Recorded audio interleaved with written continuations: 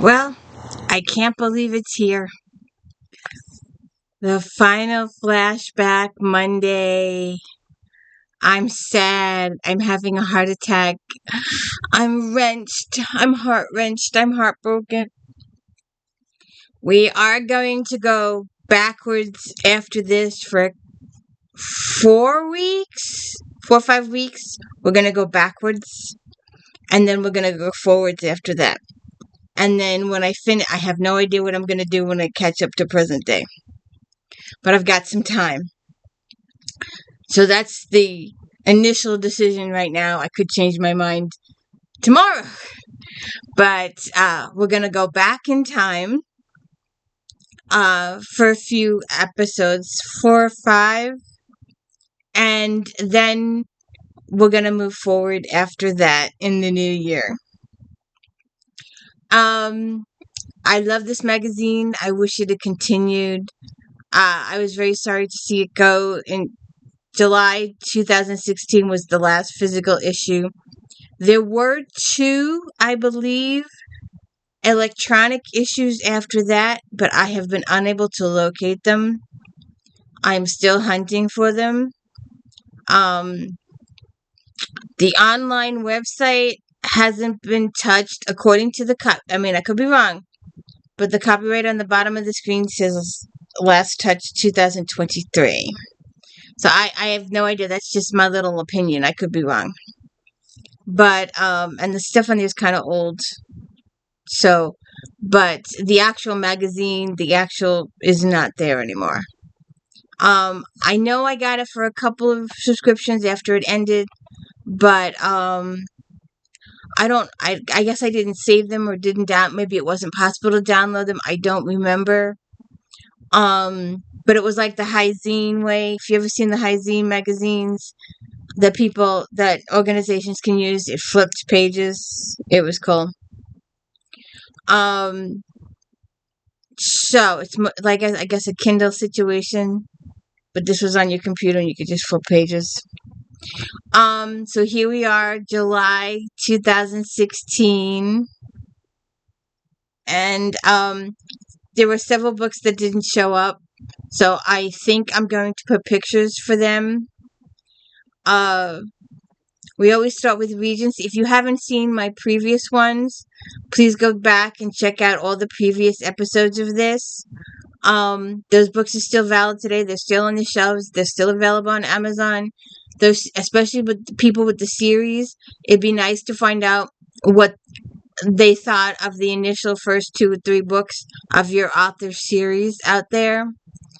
So please go check out all those early Flashback Monday editions. We started 2007, and I was looking at some of those, and I only did a few books, and I'm very tempted to go back and do a little bit more on those. We'll see, but right now my plan is to go back for the 4 or 5 weeks and then go forward, like I said. So anyways, welcome to the D. Louise book series. I'm Christina, Kristina. This is where we read books, talk about books, no special effects, no theme music, no fancy stuff going on here. And if you could please hit the like and subscribe, I would appreciate it. I forget to ask. Other channels beg and plead. Other channels put that stuff up here. Subscribe. And if you could spread the word about my channel, I'd appreciate it. My thumbnails just aren't the eye-catching things they are. My titles aren't the eye-catching. I'm not good at being fake. A lot of other authors will go, "What's in this book?" or "Who died in this book?" but that's it. And so you have to click on their thing and listen to their thing to find out what the name of the book is and who died in that book. So you have the title of my thumbnail is the title of the book, because that's just me. I mean, every once in a while I'll try and get creative, like "What happened to Jimmy?" or something. But the title of the book is still the title of my thumbnail. I always put the title of the book in my thumbnail. It's not my fault the author chose that title. That's the title the author chose. That's the title I'm going with. I'm talking about that book. So that's the title of my video. The title of the book. So, just do this a little. Has my co-host. Has my smoke. Has my smoky today. Huh? What? What's the matter? Smoke. No.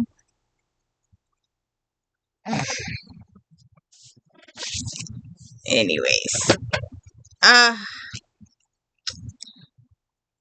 That's what I'm missing. I was like, I know I'm missing something. Couldn't figure out what I was missing.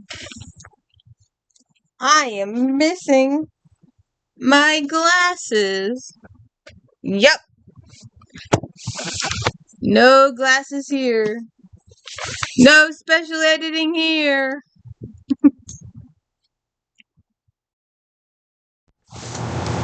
Okay. So, Diane Palmer. Action, passion, and suspense.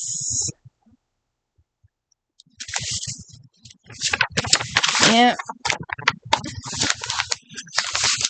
For Christmas, I had this plan for the month of December. I was going to go that way. And I was researching that, and that came up. And I got carried away with that, and I went with that. So December is book instead of cop. I started cop and went to book. And I'm trying to figure out what my Christmas video will be. Oh, remember the conventions? You know, they still have Comic-Con conventions today, but I don't know if they have. I know some of my authors go to the Comic-Con conventions, but I don't know if they have just book conventions. I haven't heard of anything. But they used to have lots of book conventions.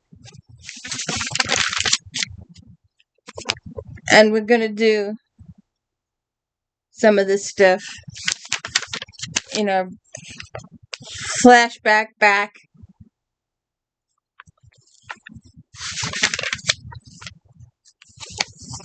So, if you have not watched, I'm trying to figure out where the hell it is now. Oh, I remember now. It's a little one.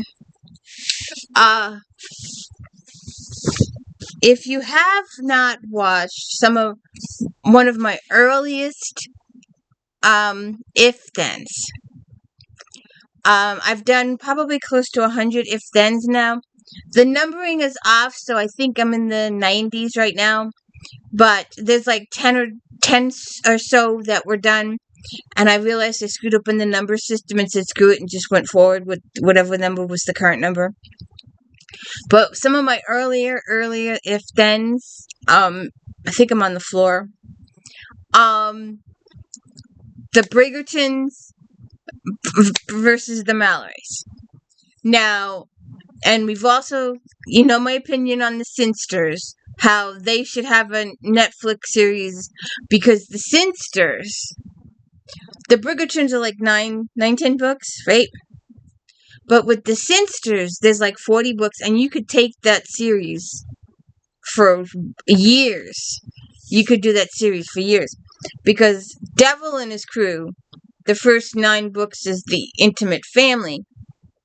But then they are secondary characters in future books. So those same actors could have reoccurring parts in future books. Because character A is a main in book A, but then he's a secondary in book C, D, E, and F. But he's still around. And that storyline continues, and you follow the history and the progression of the family through all of those books.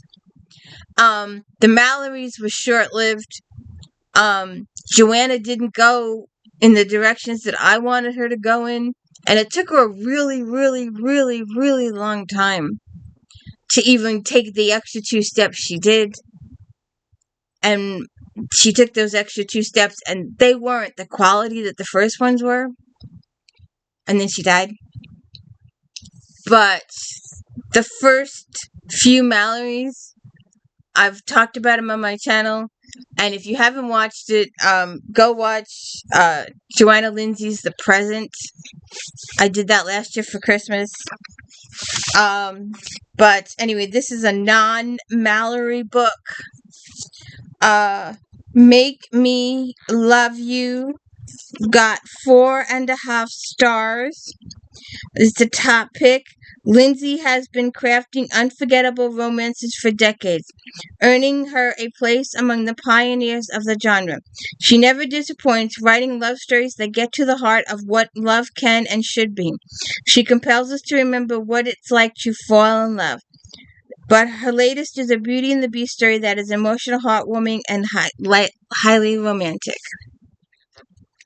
Dueling is a matter of honor. When Robert Whitworth fights the third duel with Lord Dominic Wolfe, the Prince Regent considers it attempted murder and demands Whitworth's sister marry the Wolfe to end the feud. If one party refuses, they forfeit their land and title. Brooke Whitworth knows she's a pawn in the game to get the Wolfe to back out. But when her mother advises her to make him love you, she has hope of finding happiness. Dominic is convinced he can scare Brooke away, but he has no idea what he's up against. And naked guy on the cover. And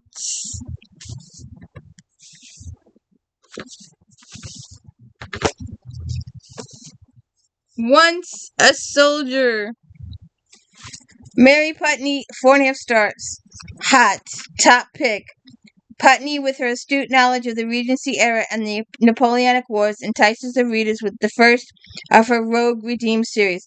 Filled with action, danger, and passion, her latest engages the reader's emotion with a deeply touching and marvelously crafted love story. With Napoleon exiled to Elba and the war finally over, Major Will Masterson can now reassign his commission to return to England and take up his responsibilities. But he is asked to take on one last mission. Arriving at San Gabriel, Will's tiredness and hunger almost disappears when he meets Athena Markham. However, Athena lives with the taint of illegitimacy, and Will is far above her as a peer of the realm. When he offers her marriage, she declines, but Will is determined to make her his.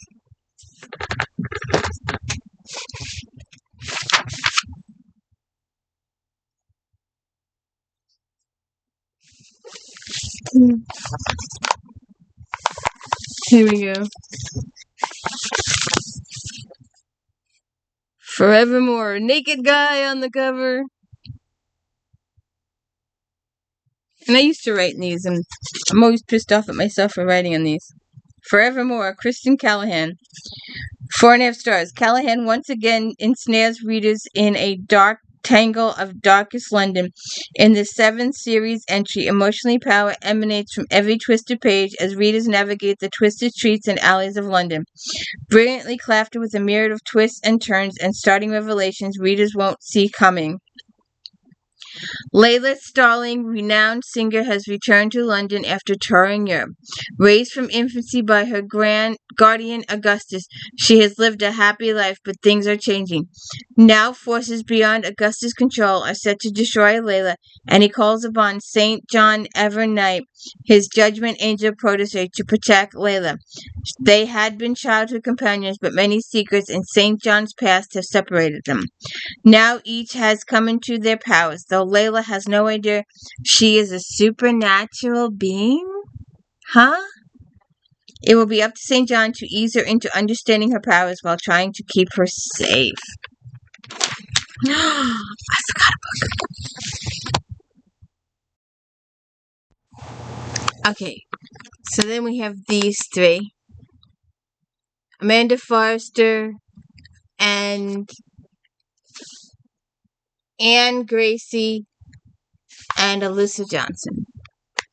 Those are your three.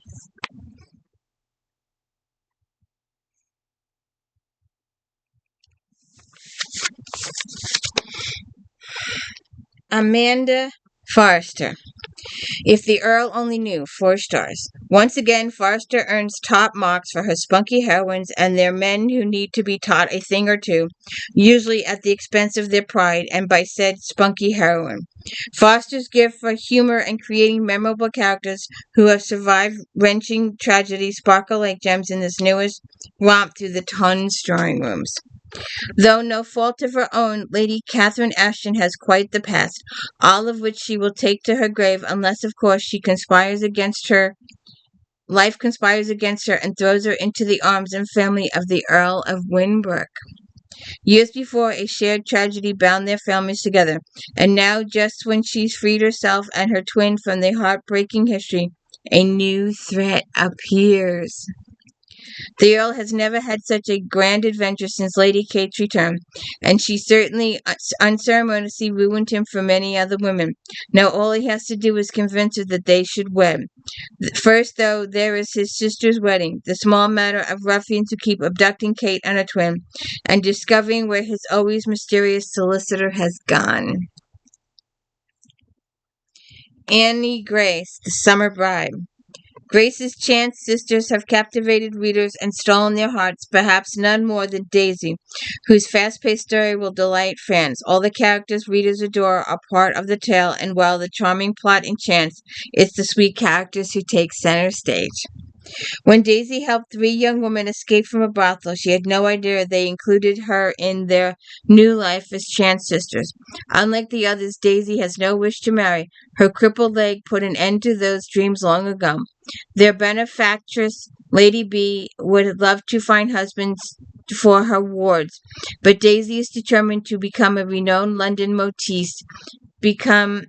An Irishman, Patrick Flynn, is in search of a wife who will secure his social position. The independent, strong-willed Daisy's outspoken opinions and sharp repartee intrigue him. He finds himself falling in love and attempting to convince Daisy to marry him, but she'd rather keep her dreams about being his mistress than his bride. But when circumstances change, Daisy is forced to reassess her goals with Patrick. Okay. And the other one, Alyssa Johnson, A Gift for Guile. Johnson draws readers into an intriguing mystery as desperate characters join forces to combat the demons of their past. The quick pace, sexual tension, touch of poignancy, and the well-drawn backdrop seamlessly merge, allowing her characters and the conflict to take center stage. Sir Samuel Brass, once Scotland Yard's most famous operative and private detective, has been long played by the cunning thief Esther Walker Bales. After leaving London, Esther returns on a quest to right many wrongs, and Samuel is drawn back into her world. Esther is determined to make her past mistakes no matter what, and though she feels Samuel can be domineering and interfering, she has to accept his help when she finds herself in trouble. It's only Samuel who makes Esther feel a longing for a different life. Their working together forces them to make compromises, and their mutual attraction blazes into a passionate affair. But will it lead to marriage? We shall see. Now, if you're a regular person on my Saturday readings, and I hope you are a regular person on my Saturday readings, we're doing this lady, and I just talked about her a couple minutes ago. And when we finish this lady, we're moving on to J.D. Robb and my Eve Dallas and my comfort books. But we got to get through these first. And we're doing these, I think these start this week, or have started. But the ladies command. And I love this series because this is the best stuff she ever wrote. And I talk about this in the videos. These are the best stuff she ever wrote. And after this, she finally goes back and finishes the next chapter, The Sinsters. And it's the worst book she ever wrote, ever. Her fandom went bonkers. And if you're an author, and maybe you're not ready to write the book yet, but your fans are clamoring, your editor's clamoring for you to write this book, wait until you're ready. Wait until your muse. I mean, technically, she did wait 20 years. And I was really, really happy that I was still alive to read the next book. Because sometimes, because my mom died and she was in the middle of reading Michael Connelly's Flight of Angels. And she'll never know how it ends. And I've mentioned that to a couple of people, and they say they go to the funeral home and they read the rest of the book to them to the person.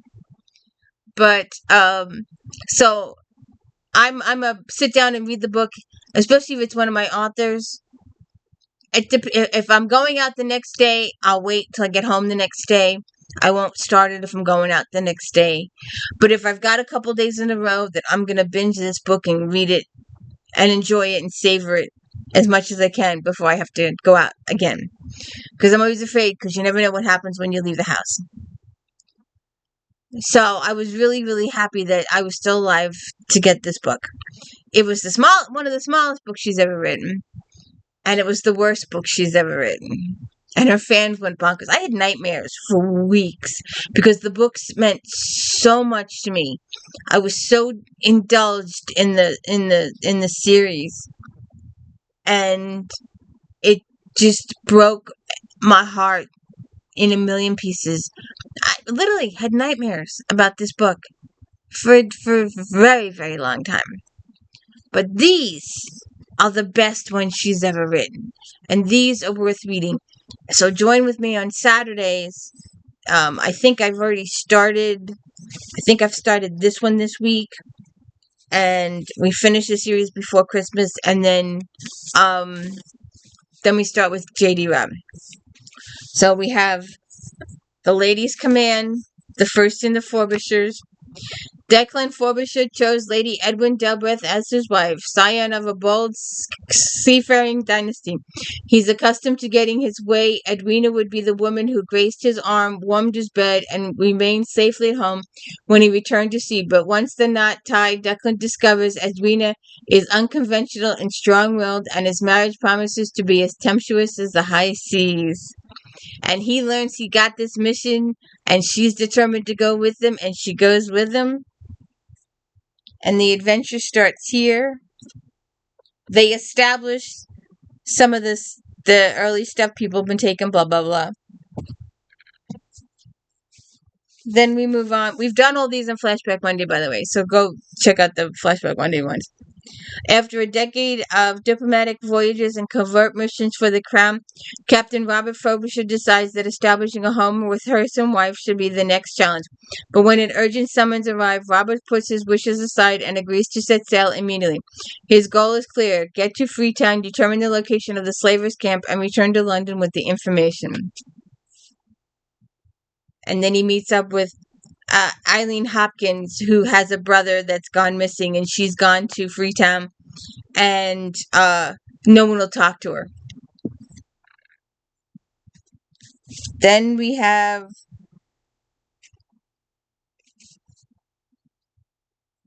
The Devil Snared, which is the book that's reviewed here. Book 3. Adventure addicts adore Lauren's quartet, focusing on 4 brothers who must complete a peace puzzle before the mystery can be solved. The 3rd installment is an intrigue-ridden and passionate as the others. A must-read for fans who are already aware of the premise, the characters' relationship, and Lauren's adventure remains. Since his brothers have each done their part to expose a band of kidnappers near Freetown, West Africa, Captain Caleb Frobisher knows he is responsible for the next part of the mission, freeing the captives. He locates the kidnappers' camp and sees the illegal mining operation firsthand. He just needs to find someone he can trust. Captain Fortescue,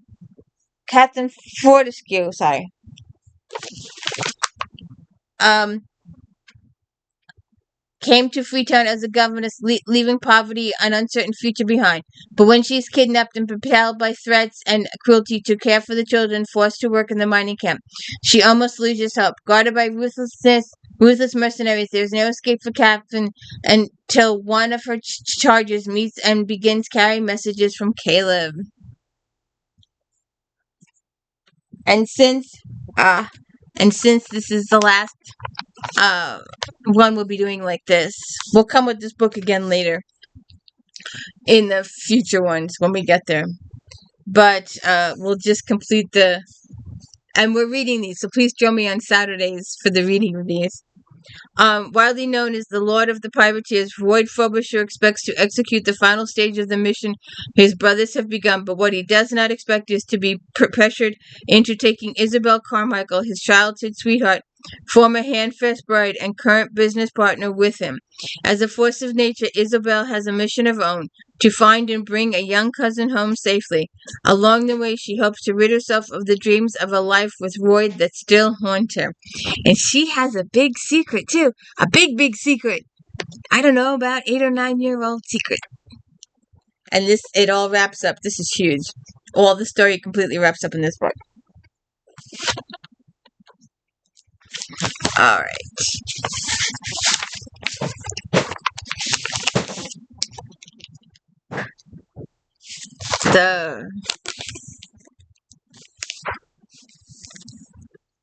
The Secret Language of Stones, M.J. Rose. 4.5 stars. Haunting, spellbinding, captivating Rose story of the power of love and redemption is masterful. More than a romance or ghost story, this is a tale of a young woman learning to embrace her unique abilities. Rose has built a novel that enchants yet allows readers into the everyday lives of the people living in a war-torn world. World War I blazes across Europe, and the Russian royal family has been destroyed. As a young jeweler, Opaline works in a small shop, La Francisci in Paris. She has run away to the city, escaping her mother and the family ties to witchcraft. But Opaline has a gift she cannot ignore. She makes trench watches for the soldiers and tokens for those who have lost loved ones. If she combines a personal item with the gemstone, Opaline can hear a message from the deceased. Mothers and lovers come to her for comfort. Then one day, a dead soldier delivers a message to her. Because of his missive, Opaline embarks on a journey taking her to England and the Russian dowager, seeking answers to what happened to her family.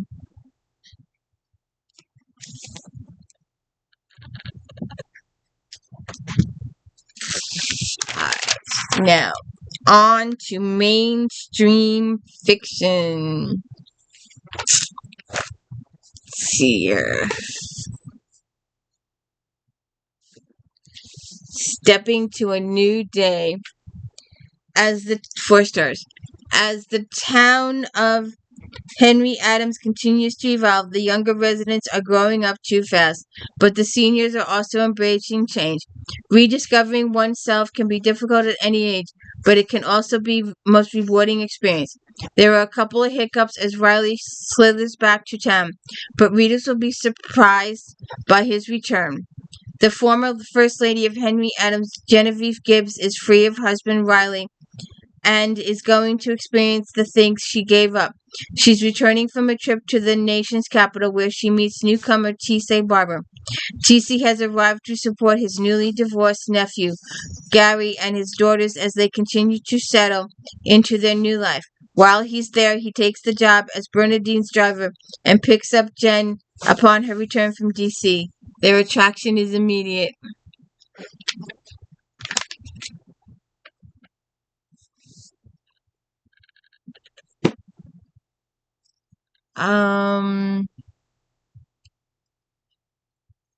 Let's see.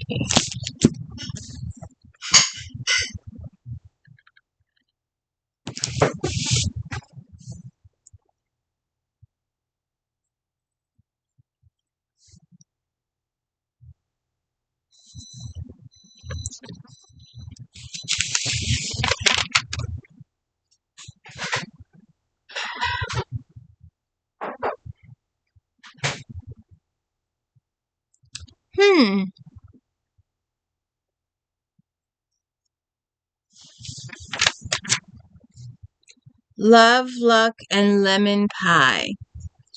4 stars. Laugh out loud, hold onto your panties, woman's fiction. These characters are game for anything when it comes to getting back what they think they have lost.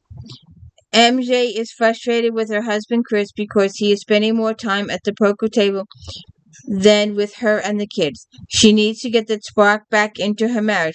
So what better way than to play poker? MJ realizes she's good enough to win a chance at a tournament in Vegas. She earns free poker lessons from a major player and his unwanted advances. Does she go with his advances or does she go back to her husband?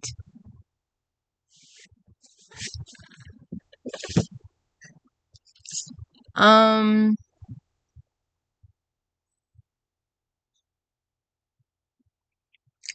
I'm sorry that the page turning is louder than my voice.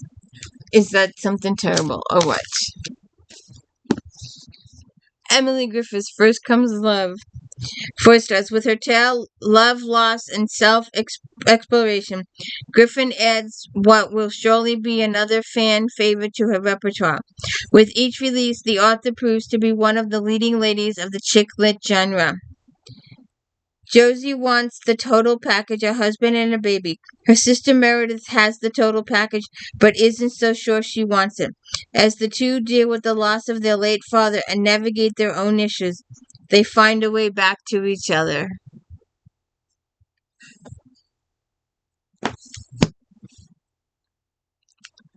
And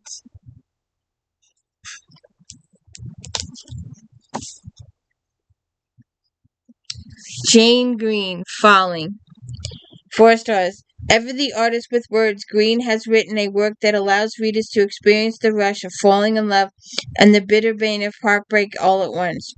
Emma Montague has bounced between lives trying to find exactly where she is meant to be.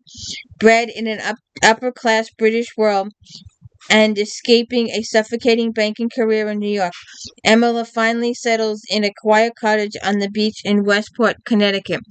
She quickly realizes that this small town may be more than a stopping port, as she finds herself falling in love with the friendly people, the relaxed way of life, slowly but not surprisingly, her handsome landlord Dominic. With his genuine nature and magnetic charm, Emma cannot seem to shake her attraction to Dominic and his ready-made life, including his 6-year-old Jessie. Just when Emma finally allows herself to feel truly at home, there's an unexpected tragedy.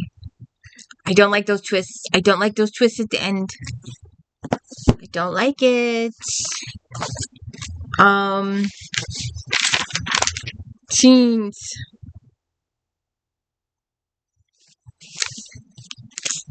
Let's see. What's the other one? Sorry.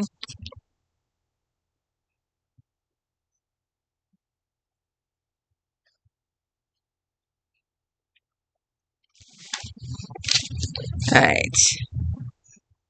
Empire of Dust, A World Without You, and Twisted.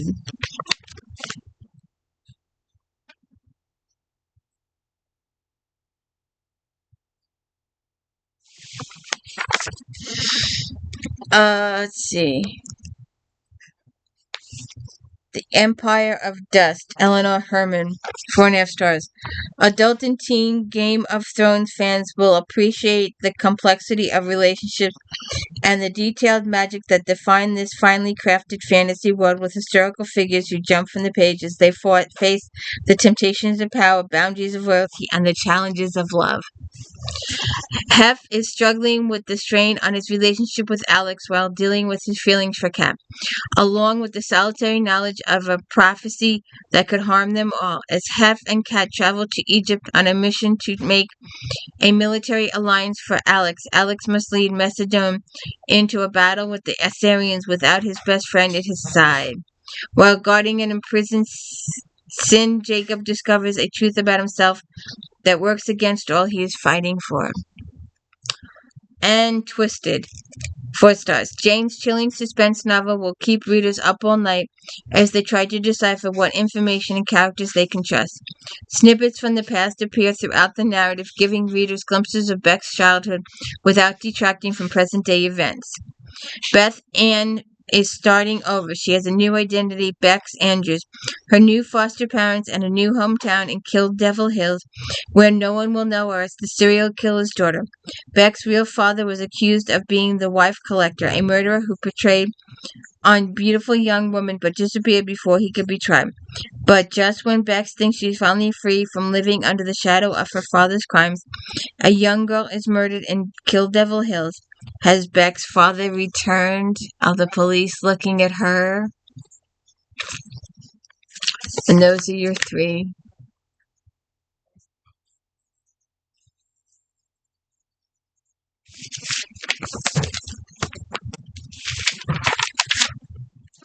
Oh, I did want to do this one. I don't think it's reviewed, though. The problem with the teen section, and I'm trying not to... I watched some of these back, and the page turning is so loud, and my voice is so low.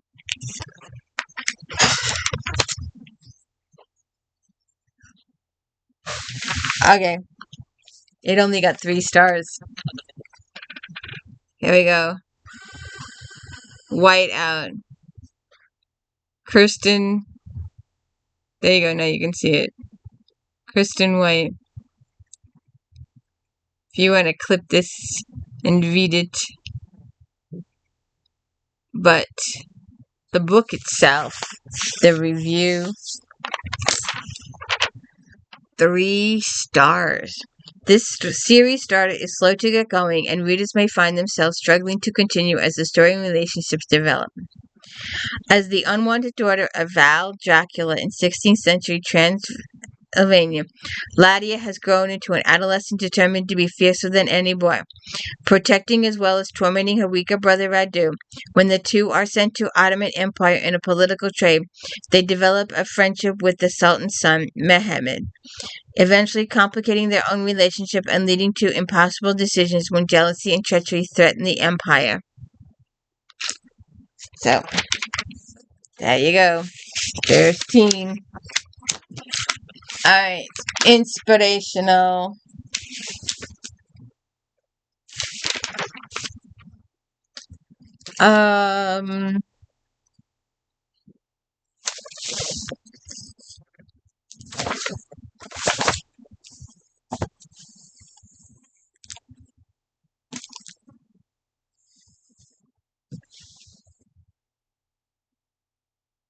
I could have sworn.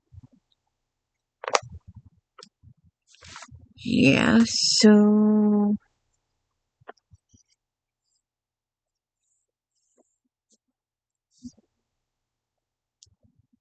Oh.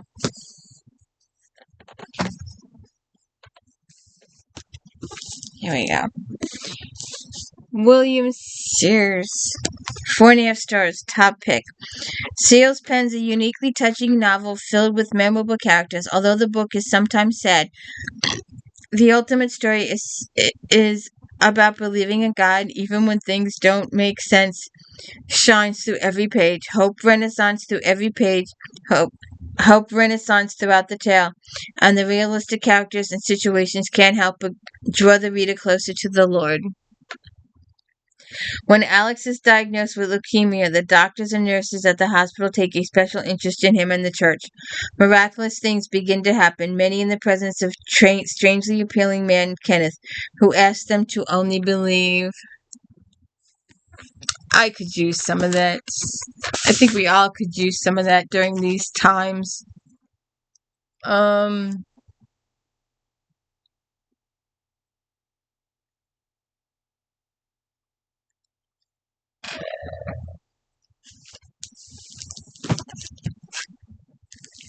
A beauty refined. Top pick, 4.5 stars. The second book in Peterson's Sapphire Bride series is a compelling page-turner laced with shocking family secrets and a rather nasty villain, with an intriguing plot just disposed against sapphire development and gem cutting in the American West. Patterson's latest sets the bar high when it comes to all small yet vivid details that contribute to the richness of the stories. Readers will appreciate that Patterson has done research and there is always interesting knowledge to gain from one of her stories. Phoebe Van Bergen has accompanied her father from Germany to Montana on a trip to purchase sapphires from an affluent client. Then she meets Ian Harper, a handsome lab worker who catches her eye. Little does she know that her father has been playing matchmaker behind her back, and her father has her future all planned out. Not to mention that he's been keeping family secrets that Phoebe will start to uncover the more time she spends in America. Hmm. We shall see. Um.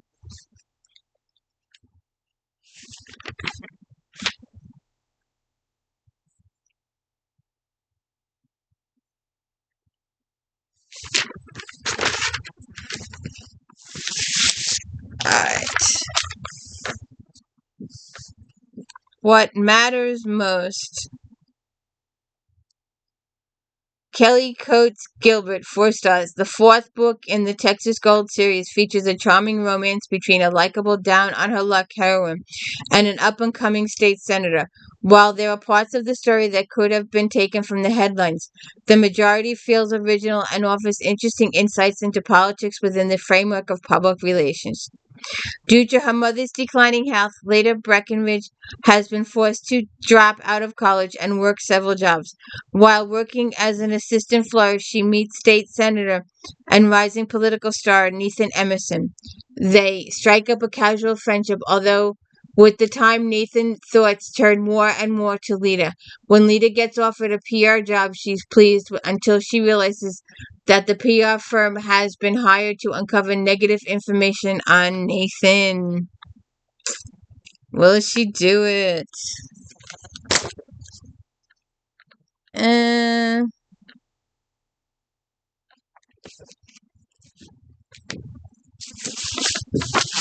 sorry. Um,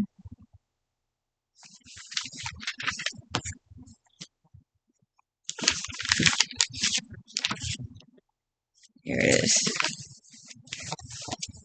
This is the teensy book. I expected a bigger book when I went for it, but it's a teensy book. Teensy weensy. The Divided Family, Wanda Brewster and Jean Brewster. This installment has lulls in the action as the character-driven plot continues to unfold. The emotional scenes will tug at the reader's heartstring and leave them eagerly awaiting the conclusion to this engaging tale. Joe Byler is thrilled to learn that his father will have finally been found, but he is less than pleased at the stipulation required for him to receive his inheritance. He's also continued to pine away for his ex-fiancée, Christy, whose mother is determined to hook her up with the new youth pastor in town. Dire family situations may allow Joe's family to see whether it is possible for him to think of someone other than himself. Ah, Mr. Selfish. Okay. On to mystery.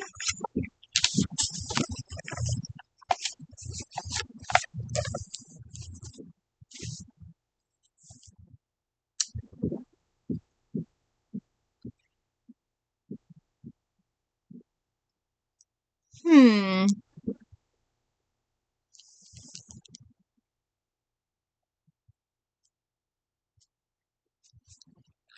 Since she went away. 4 stars. The totally unexpected ending alone is worth reading this thriller. Belle's ability to travel down false paths that are all too believable fulfills the expectations of an exciting read. Jenna Barton's best friend Celia has been missing for 3 months. She blames herself because she was late for a scheduled meeting and Celia hasn't been seen since. Jenna's son Jared believes he is at fault because he is the one who held his mother up for those precious 15 minutes. He's begun seeing Tabitha, who is new to town. She's secretive about her life, except to say her mother is long gone. Only one diamond earring remained at Celia and Jenna's meeting place, so Jenna's interest is piqued when someone tries to pawn its companion.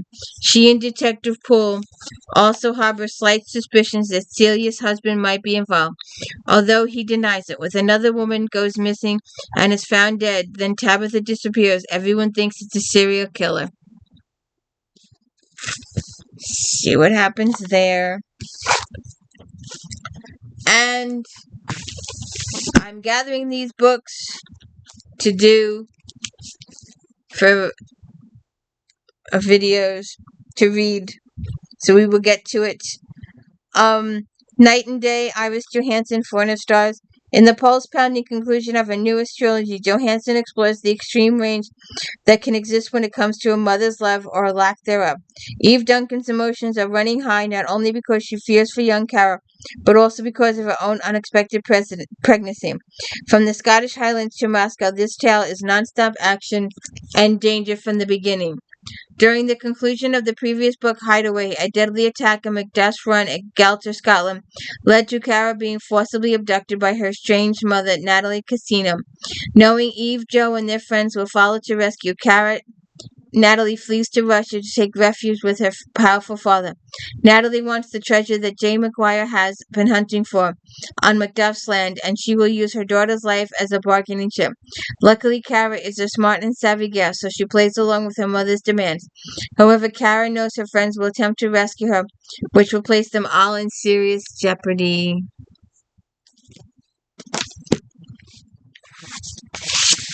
Ridley Pearson, White Bone, in a yellow book.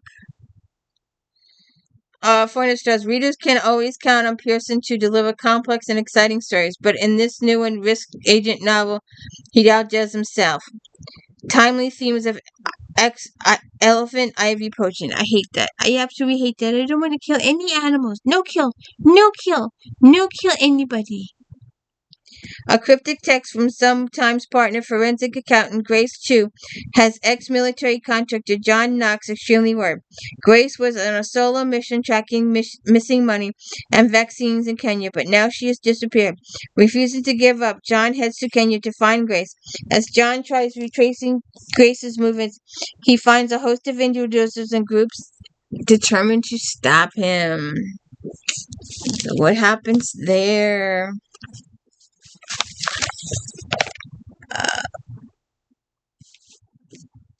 The Killing Game. Bush interweaves former characters with new ones expertly and seamlessly, giving depth and dimension to a strong and intricately layered plot. Luke and Addie's connection will draw readers into the story. And it got 4 stars, by the way.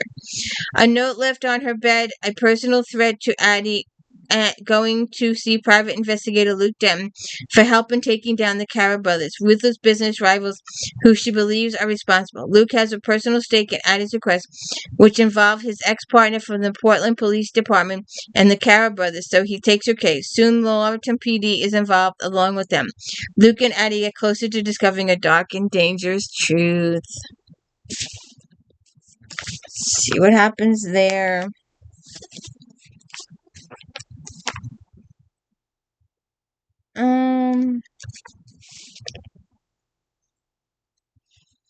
Sorry. I gotta stop turning the pages. The Dark Road Home.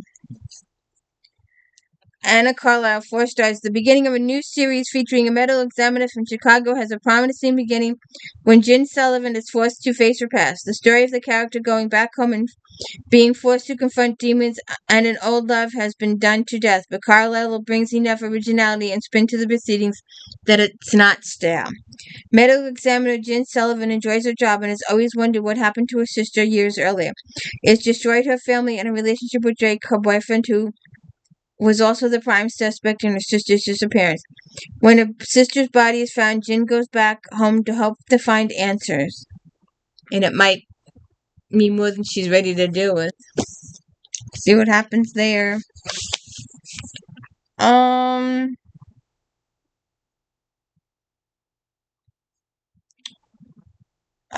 sci-fi. I don't think. Oh, yes, it did. Now, if you watch my show, it's either this week or last week. I think it's this week. Or last week. I itch and bitch and complain. This is my friend of mine's favorite author. So I did the 4 books. And I did the videos for all of them. And I itched and bitched and complained through all of them. But so you'll have to go watch them. The knife sharing series. Penrick's Demon, Lois Master Bejeweled, 4 stars. Bejeweled again captivates with rich characters, fascinating world building, and tense conflict. The story is novel length, and the greatest disappointment a reader may have is that it's too short and ends abruptly. While traveling to his engagement feast, young Penrick happens upon a young woman lying in the road, surrounded by her entourage. Too late to help her, he is also too late in realizing that she is the divine of the bastard's temple, sworn to the service of the most fickle of gods. While the dying to transfer her demon power to Penrick at the moment of death, Penrick's life changes forever. Interesting.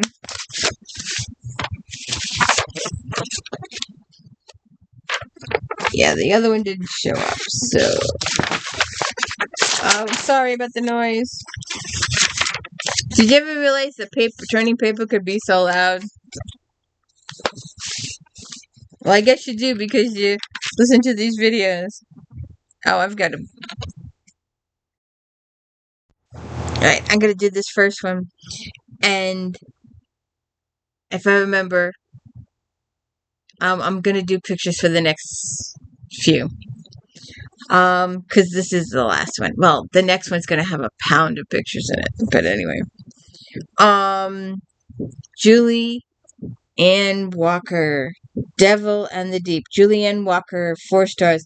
The second installment of the Deep Six series drops readers on a tropical island where both treasure and danger lurk. Fans of Walker's action-packed adventures and expert alpha men are sure to be satisfied. As former SEAL Bran Palladino hunts down a group of ruthless kidnappers to rescue a woman, he refuses to admit he's fallen in love for her. Aww. For the last few months, Bran Palladino's days have been spent exploring the sea for sunken treasure and exchanging flirtation emails with socialite Maddie Powers. However, when Maddie shows up on the island where Bran and his crew are settled, Bran shuts down, refusing to take the relationship into real life.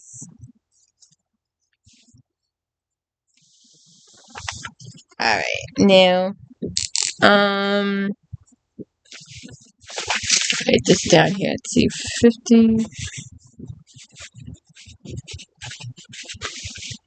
Alright, Wicked Burn. Rebecca Zanetti. 5.5 stars at Scorcher. Zeddy pens a tale of action, temptation, and long-lost love. From beginning to end, Wicked Burn will have readers eager to see what happens next.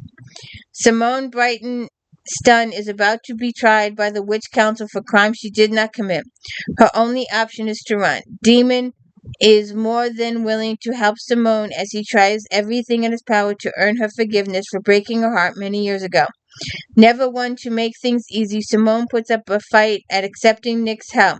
Soon the duo is surrounded and sent to the council headquarters in Ireland for Simone to stand trial. See what happens there.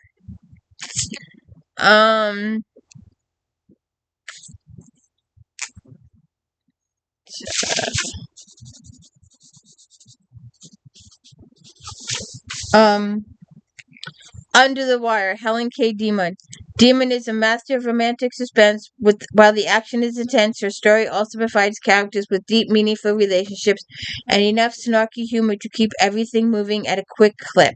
This 4th Bad Boys undercover novel features all of these qualities, as well as romance that turns a stoic, unflappable hero's world upside down. Reed Armstrong was more than ready to enjoy his vacation from the top-secret security from Alliance.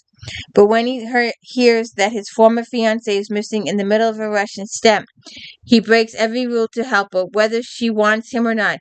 Dr. Caroline doesn't know what happened, but her camp was destroyed and her colleagues are missing. She knows she is walking target. Thrown together, Reed and Kara soon remember everything they kept them together. But will Reed be forced to choose again before his heart and his mission? Don't know.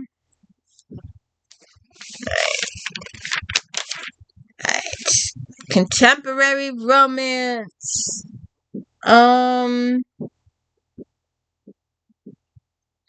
None of these came through. All right, let's just do Susan Mallory, Daughters of the Bride.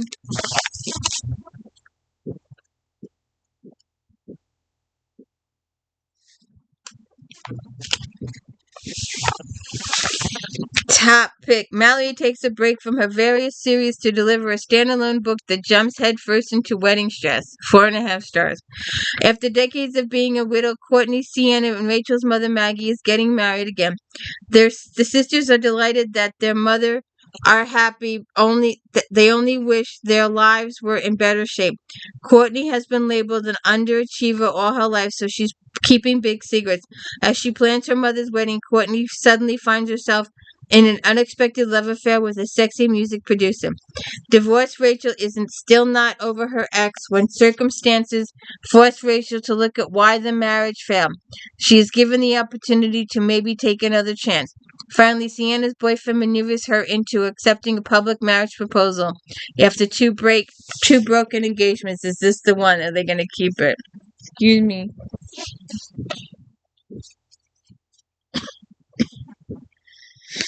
All right. Always my girl.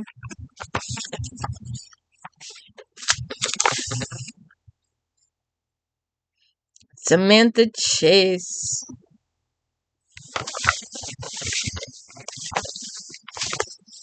4 stars. The Shaughnessy's return is welcome as always. The latest brother to fall is Quinn, and he brings good questions with him. Can you fall in love with your best childhood friend? And when did she grow up to look so smoking hot? Since they met at the age of 6, Quinn and Anna have been best buds. Their bond was survived all of their speed bumps of growing up, but Anna's been keeping a secret. She's in love with him, and of course he's in love with her, and they gotta work through it all. Could I say it any better? I wonder if that's in here. Let's see. Yeah. Alright.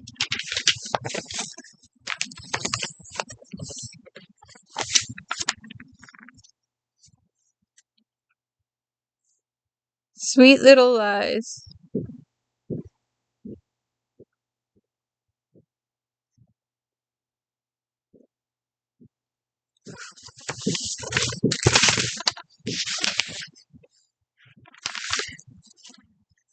Four stars. Chavez always seems to have something up her sleeve, and readers will be enamored by the amazing start to this brand new series. This Heartbreaker Bay novel has it all. Memorable characters, the beautiful backdrop of San Francisco, and a great fountain that grants wishes. Tour boat Captain Prue Harris recently moved into a new apartment in San Francisco. There's a pub on the ground floor of the building where she lives, owned by Finn O'Reilly and his younger brother Sean. Finn left his hopes of becoming a professional baseball player when he tried to take care of Sean after his father died. Now the bar life is all he has time for. That is until he and Prue stop becoming more than friends. And is there? Nope. All right, on to paranormal.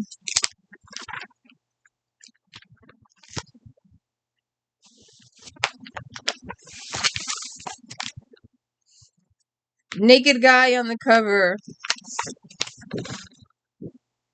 Terry Spear. Billionaire in wolf's clothing.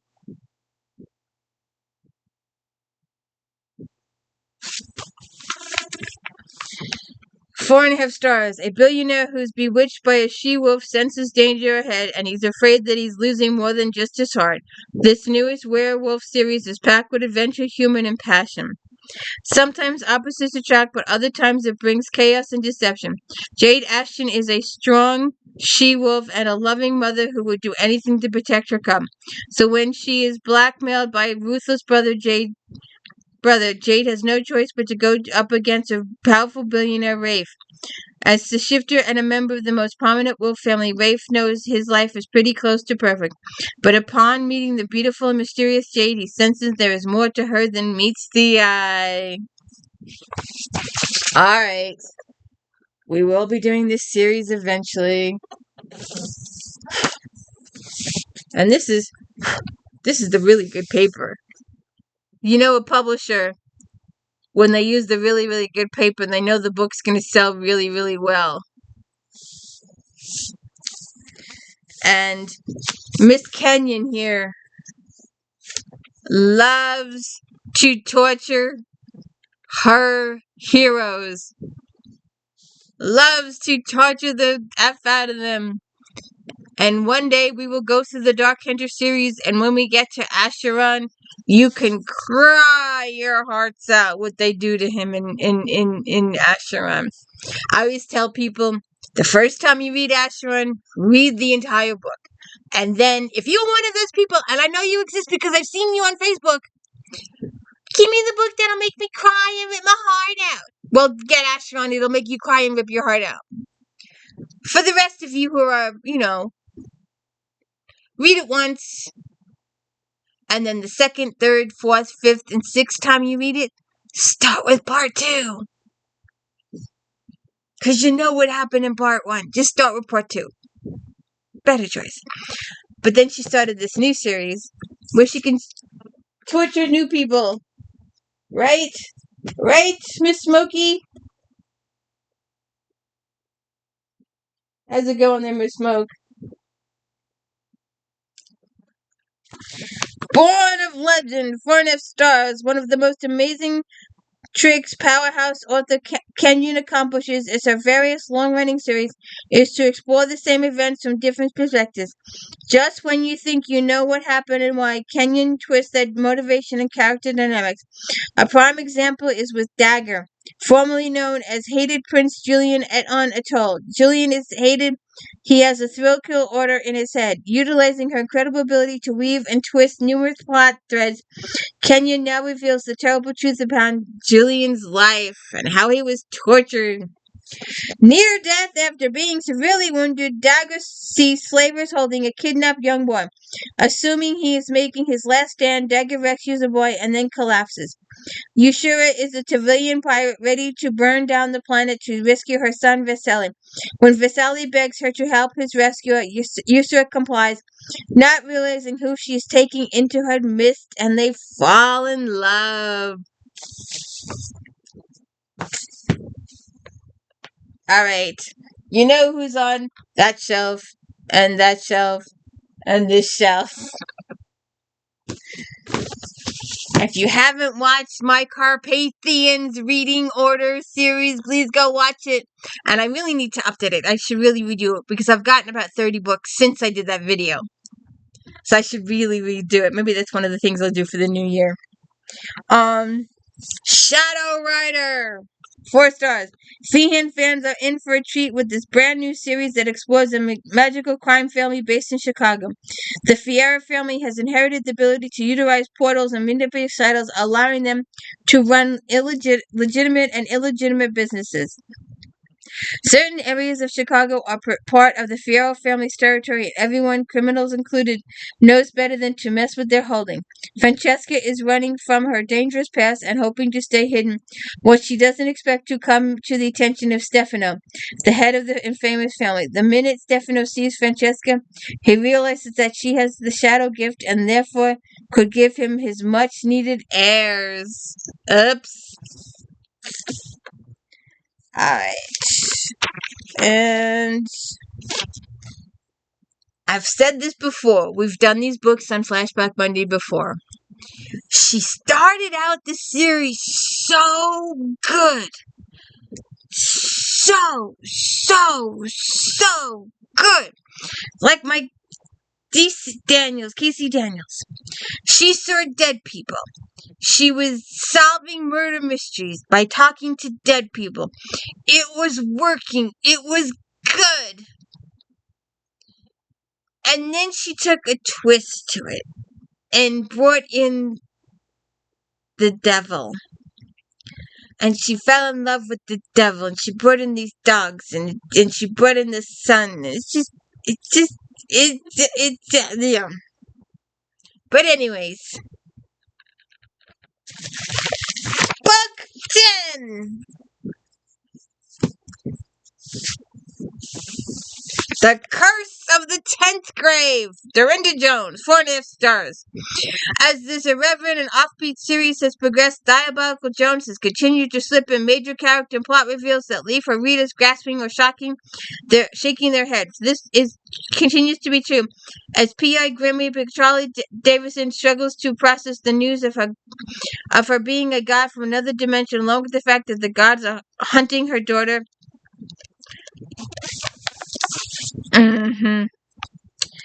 Now that her memory is back, Charlie is trying to put her life back together and deal with the fact that she had to give her baby. She named it Beep, by the way. You see why I just went,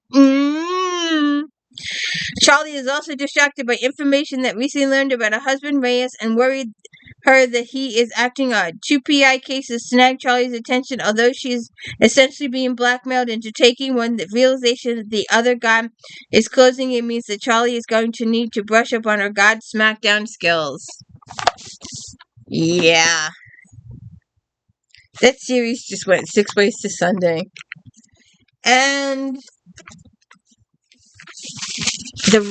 I recommend the Riley Jensen series. The others, it's up to your own discussion. Of course, you have to like a lot of adultness. At least yeah, you know what? I take that back. Riley solves cases while having intercourse with anybody and anybody, anywhere, anytime. But anyway, this is a new series. Gary Arthur. With every book in her Souls of Fire series, Arthur ramps up the pace and complexity of their plots, giving her fierce heroine increasingly greater challenges to test her already impressive mettle and her heart. This third installment presents a taunting point for Emily and her quest, and while the love triangle only serves to distract her from the main story rather than the plot or character development, when action does come, is gripping. Emily and her partner Jackson have been desperately battling the vampire-born virus threatening humanity, and they are running out of both leads and allies, including Emily's former lover Sam, who still wants her and her powers for the paranormal investigations team. As if it isn't enough, 3 local witches have been kidnapped, and their combined powers could extinguish Emily's powers for good. So let's see what happens there. And I'm going to do one honorary mention. Said I had, but I guess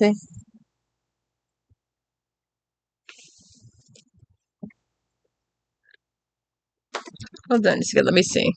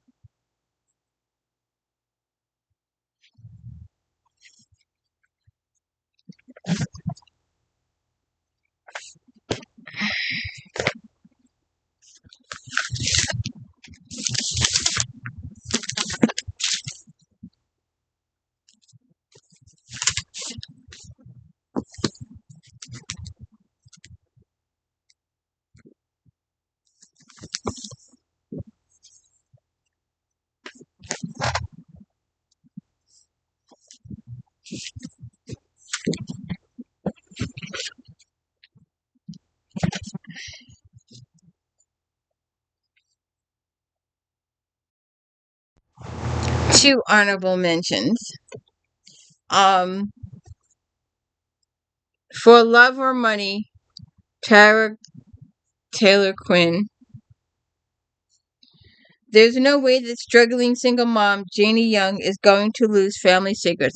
Not even to Dr. Burke Carter. The prize money and media exposure from the cooking competition show will secure the future for her and her son, who has special needs. Sure, Burke is a talented chef with his own reasons to win, but he already has so much wealth, beautiful daughter, and great looks, and definitely her attention. As their families come closer, Janie is beginning to care too much about him, but she can't afford to lose the competition. See what happens there. And this other one I found, Joshua Perlmutter, threading the needle. Nexus, the hub created by the Prime wielders to harness the magical power of the ley lines for the city of Enthrall, the barren plains, and the world beyond, has shattered. The resultant pulse cascading through the system and leaving Enthrall decimated, partially cased in a massive distortion. The world has fared no better. Oriole storms plague the lands, transforming people into creatures beyond nightmare.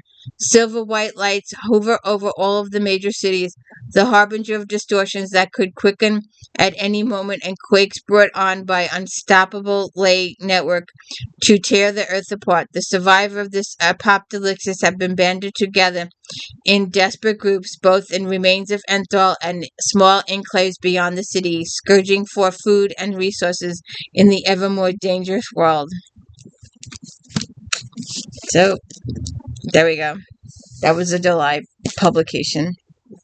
And that is the last one to Flashback Monday. Well, so sad. But, next week we'll do, and the winner is, so we'll revisit some of the older issues, and we're going to do that for 9, 10, 11, 12, 13, 14, 15, 5 or 6 weeks. And then we're going to work our way towards the future. And I don't know what we're going to do after that. Because once we catch up to If Then Fridays, we're screwed. Or maybe we'll switch it to, I don't know what's going to happen. I'm still thinking about it. But if you could please hit the like and subscribe, I'd really, really appreciate it. And have a good one.